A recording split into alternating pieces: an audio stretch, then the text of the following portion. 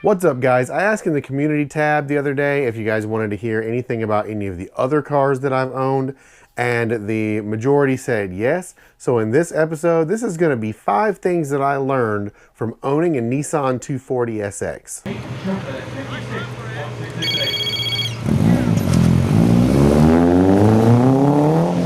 So I owned an S13 and an S14. I'm going to be kind of mostly thinking S13 when it comes to this, but to get into this, number 1, the KA, which is the stock engine that comes in the American 240SXs, is not a bad engine. From the outside, you may look at and see all the engine swaps and think, well, the KA must not be worth anything.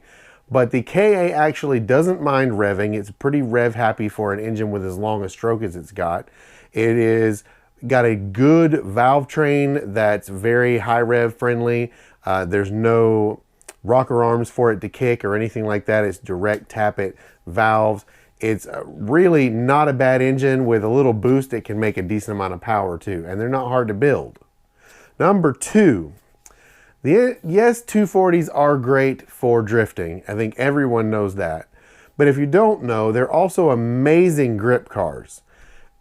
Everyone looks at things like the Miata as like your main autocross and road race course car, but the 240 is almost as balanced as a Miata, not that much heavier, and has a longer wheelbase, making it more stable. Given the 2, I think I'd rather have the 240 on the track again, actually. Number 3, as mentioned in the previous ones, they are amazingly well balanced.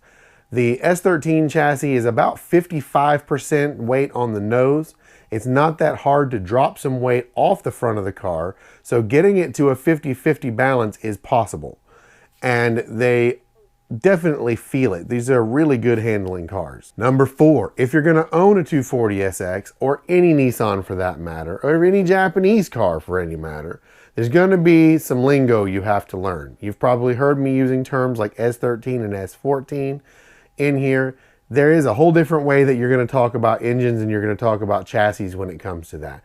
The S13 is the first generation 240SX for America, although it's actually the 3rd generation Sylvia in Japan, versus the S14 is the next one, then the S15 is the next one. Engines are always talked about by their engine codes too. Like the stock S13 engine is a KA24DE versus an SR20 DET. These are all different names for the engines that go in there. Pretty much in this crowd, you don't ever really talk about the 2-liter. Number 5, if you're going to own an S chassis, be prepared for fanboys. There's not only a strong, loyal following for S chassis among serious enthusiasts, there is a strong following by fanboys who kind of are just sort of S chassis owner wannabes, and you're going to have to get used to every time you stop for gas, some kid coming up to you and asking you if you drift your car, if it's SR20 swap, what size turbo it comes with. Kind of comes with the territory with a car that popular. It does get to be pretty annoying after a while, but there are worse things that could happen. So as some of you who have followed the channel know, I've owned a couple 240s, but I've also owned a lot of other cars, from Mazdas to Nissans to Fords to now my fleet of Pontiacs. And so if you would like to see more of this kind of stuff, drop me a comment down below and let me know that you'd like to hear about some of the other cars that I have owned, or see about them, or whatever.